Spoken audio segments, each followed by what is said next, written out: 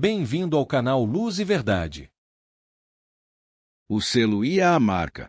Vivemos em um mundo em que muitas pessoas se sentem angustiadas, se desencantadas com a vida. Em busca de algo melhor, estão dispostas a pagar qualquer preço para encontrar aquilo que tanto desejam, um pouco de paz no coração e um lugar livre de dor e sofrimento. Um lugar em que o orgulho, o rancor e a violência, que destroem as relações humanas, não existam mais. Por trás dessa busca incessante, há no coração humano um medo existencial profundo. Independentemente de religião, cultura ou posição social, permanece a sensação íntima de que este mundo caminha em direção à destruição completa. Parece que já não há mais saída para os problemas da humanidade. E a grande pergunta que se impõe é: quando chegará o fim? Como veremos neste capítulo, o Apocalipse nos revela o que impede este mundo de ser destruído neste exato momento e qual deve ser a nossa atitude diante desse evento que, inevitavelmente, em breve se tornará realidade. Contenção divina. Em uma de suas visões, o apóstolo João nos informa o que impede este mundo de ser destruído. Vi 4 anjos em pé nos 4 cantos da terra, segurando os 4 ventos da terra, para que nenhum vento soprasse sobre a terra, nem sobre o mar, nem sobre árvore alguma. Apocalipse 7:1. Vento. Nesse caso, é uma imagem de destruição e guerra, e a João é revelado que este mundo está ameaçado. Há um cataclismo universal se aproximando, mas João vê algo mais. Vi outro anjo que subia do nascente do sol, tendo o selo do Deus vivo. Ele gritou com voz bem forte aos 4 anjos, aqueles que tinham recebido poder para causar dano à terra e ao mar, dizendo: Não danifiquem nem a terra, nem o mar, nem as árvores, até marcarmos com o selo a testa dos servos do nosso Deus. Apocalipse 7, 2-3. Antes de os 4 ventos destruidores soprarem sobre este mundo, é preciso que os servos de Deus sejam selados, ou seja, identificados para ser poupados da fúria divina que punirá este planeta. Mas como você pode saber se será selado sim ou não como um servo de Deus? É interessante notar que, no Apocalipse, há 2 grupos de pessoas, as que recebem uma marca e as que são seladas. No capítulo 13, o poder de natureza político-econômica, simbolizado pela segunda besta, a todos, os pequenos e os grandes, os ricos e os pobres, os livres e os escravos, faz com que lhe seja dada certa marca na mão direita ou na testa. Apocalipse 3:16. E no capítulo 7, os servos de Deus são selados na testa com o selo dele. O selo de Deus é a marca da besta. Aqui surge de maneira natural a pergunta: o que é a marca da besta e qual é o selo de Deus? Os que receberem o selo de Deus serão poupados da destruição, enquanto João diz que, se alguém adora a besta e a sua imagem recebe a sua marca na testa ou na mão, também esse beberá do vinho do furor de Deus. Apocalipse 14, 9-10. Essa é uma alusão aos mandamentos de Deus, cujas palavras deveriam estar, metaforicamente, amarradas nas mãos prendidas na testa dos filhos de Israel para servirem como um sinal. Deuteronômio 6:8. Isso nos ensina que, para saber o que é a marca da besta, é preciso primeiro identificar qual é o selo de Deus. A marca da besta será ao contrário, uma falsificação do original, como é comum no Apocalipse. Geralmente, o selo é a identificação de uma pessoa. Nele constam nome, as atribuições, a autoridade e o caráter do legítimo dono. A autoridade, a lei e os princípios eternos do governo divino estão por trás do selo de Deus. Você pode observar que, por trás da marca da besta, estão a pretensa autoridade, os decretos e os princípios enganadores do diabo. Por trás do selo de Deus está o desejo de salvar. Por trás da marca da besta existe a vontade de destruir. Por trás do selo de Deus estão o Pai, o Filho e o Espírito Santo. Por trás da marca da besta estão o dragão, a besta do mar e a besta da terra. O selo de Deus é colocado na vida dos que lavaram suas vestes e as alvejaram no sangue do Cordeiro. Apocalipse 7:4. Enquanto a marca está colocada na vida dos que adoram um poder que atribui a si mesmo características divinas sem as ter. Aqui, novamente, está em jogo a autoridade divina. Quem tem a última palavra? A quem se deve obedecer? O sábado, o sinal da autoridade divina. Em Apocalipse 7:4, o apóstolo aumenta o mistério sobre o selamento ao dizer: Então ouvi o número dos que foram marcados com o selo. Eram 144.000, de todas as tribos dos filhos de Israel. A Bíblia associa o selo de Deus à fidelidade aos seus mandamentos, mais especificamente, à observância do sábado. Se você ler as Escrituras, encontrará a seguinte declaração: santifiquem os meus sábados, pois servirão de sinal entre mim e vocês, para que saibam que eu sou o Senhor, seu Deus. Ezequiel 20:20. Alguém pode argumentar que esse texto tem em vista apenas o povo de Israel. No entanto, se você analisar as Escrituras sem preconceitos, descobrirá que o sábado não é importante apenas para os filhos de Israel, mas para todos que querem se unir a Deus por meio de uma aliança. Deus sempre teve um povo leal aos seus mandamentos, o que inclui gente de todas as nações. Veja, por exemplo, o que a Bíblia diz no livro de Isaías: aos estrangeiros que se aproximam do Senhor, para o servir e para amar o nome do Senhor, sendo deste modo servos dele. Sim, todos os que guardam o sábado, não o profanando, e abraçam a minha aliança, também os levarei ao meu santo monte e lhes darei alegria na minha casa de oração. Isaías 56, de 6 a 7.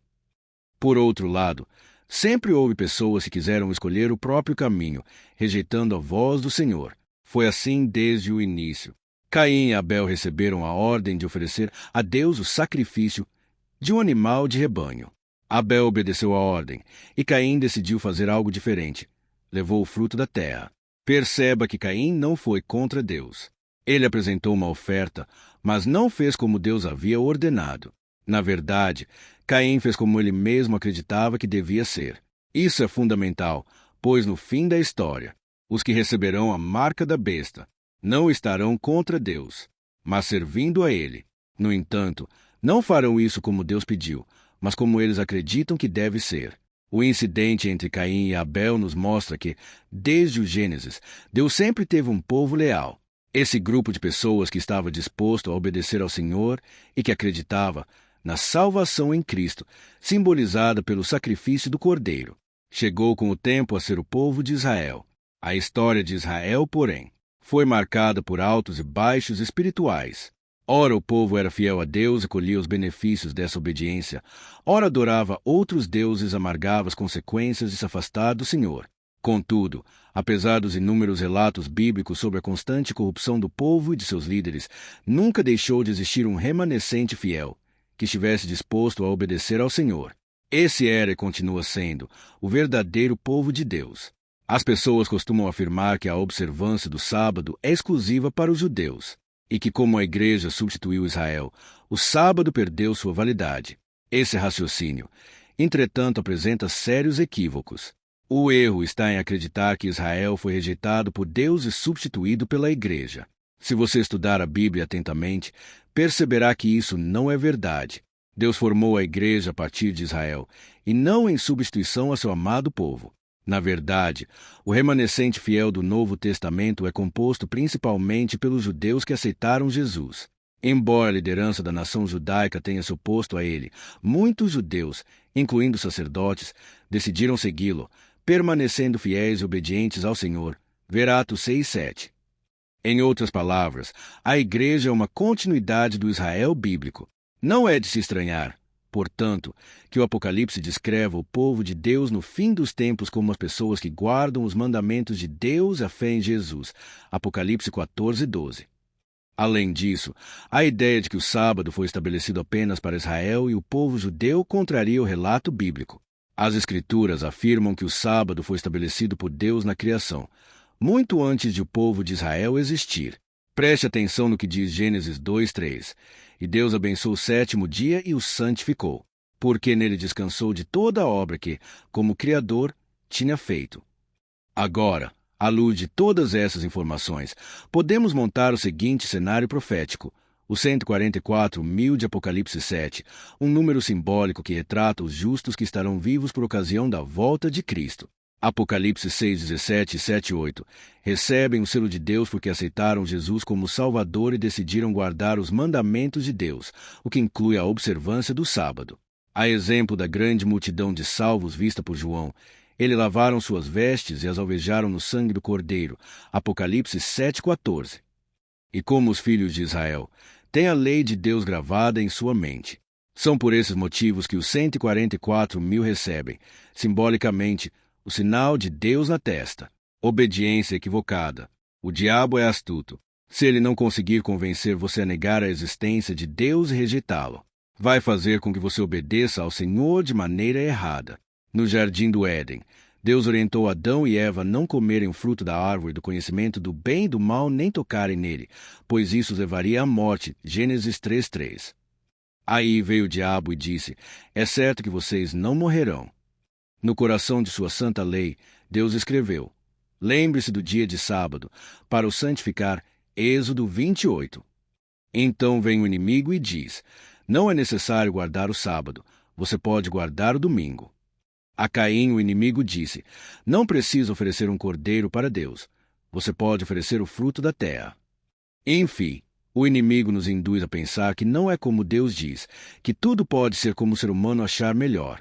Aí está o perigo. A pessoa pensa que está servindo a Deus, mas, na realidade, não está. Pensa que está obedecendo quando, de fato, está agindo contra a vontade do Senhor. Pegue a sua Bíblia. Seja sincero e tome todo o tempo que você precisar para encontrar um único versículo que diga que o sábado não é mais o dia de repouso e que foi substituído pelo domingo. Você não encontrará. Por quê? Então, as pessoas guardam o domingo. Existem argumentos. Alguns creem que o fato de Jesus ter ressuscitado no domingo é a autorização para a guarda desse dia. Entretanto, a Bíblia não diz isso. Domingo, o sinal da autoridade humana. Neste momento, faça a si mesmo a seguinte pergunta: se o sábado é o sinal ou o selo de Deus, qual é a marca da besta? Lembre-se de que Apocalipse 13 menciona um poder de natureza político-religiosa, a besta do mar, e outro de natureza política e econômica, a besta da terra, que seduz aqueles que habitam sobre a terra por causa dos sinais que lhe foi permitido realizar diante da besta, dizendo aos que habitam sobre a terra que façam uma imagem à besta. Apocalipse 13:14.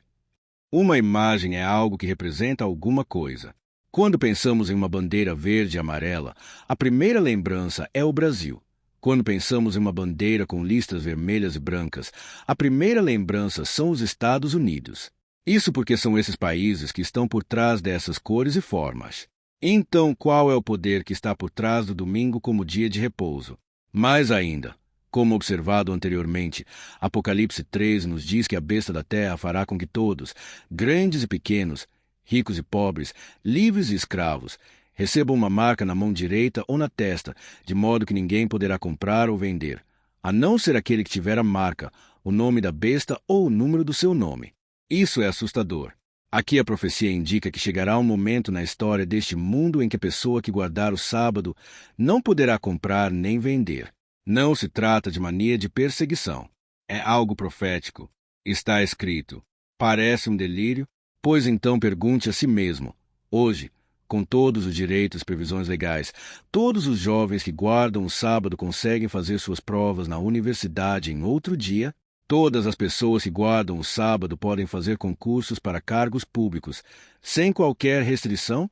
Todas as pessoas têm o direito de trabalhar no domingo em lugar do dia de sábado, o último chamado à adoração. Não é apenas uma questão se é correto guardar o sábado ou o domingo. O pano de fundo é a obediência e a adoração. A humanidade parece não perceber que o inimigo está conseguindo o que sempre se propôs. Em Apocalipse 14, um grupo de pessoas, simbolizadas pelo anjo, levanta-se para proclamar em voz bem alta o Evangelho eterno. É algo que não muda. Sempre foi assim. Salvação em Cristo e obediência aos seus mandamentos. Esse clamor é: temam a Deus e deem glória a Ele, pois é chegada a hora em que Ele vai julgar. E adorem aquele que fez o céu, a terra, o ar e as fontes das águas. Apocalipse 14:7. Compare essa passagem com o quarto mandamento, que ordena guardar o sábado. Porque em 6 dias o Senhor fez os céus e a terra, o mar e tudo que neles há. Ao 7º dia, descansou. Por isso o Senhor abençoou o dia de sábado e o santificou. Êxodo 20:11. Seria coincidência? Parece coincidência para você que o último chamado que Deus faz à humanidade tenha quase as mesmas palavras que ele pronunciou quando disse que o sábado é santo? Saiba de algo. Estamos vivendo em um momento de decisão.